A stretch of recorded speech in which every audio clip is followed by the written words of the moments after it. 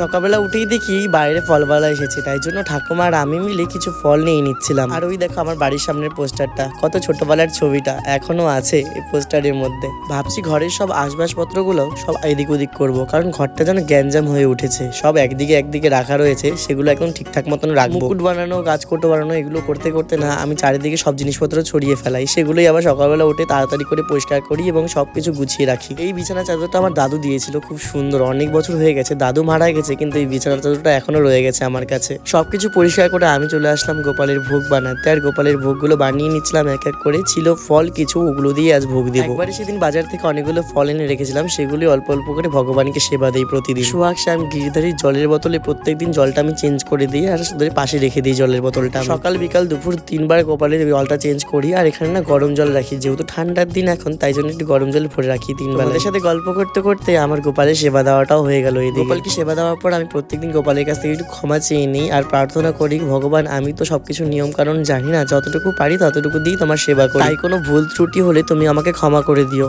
আর সবসময় তুমি ভালো থেকো, তুমি ভালো থাকলেই আমিও ভালো থাকবো। ভগবানের আশীর্বাদ তো আমার উপরে আছেই, আর তোমরাও আমাকে অনেকটা আশীর্বাদ করো, আমি যেন আরো এগিয়ে যেতে পারি। রাধে রাধে।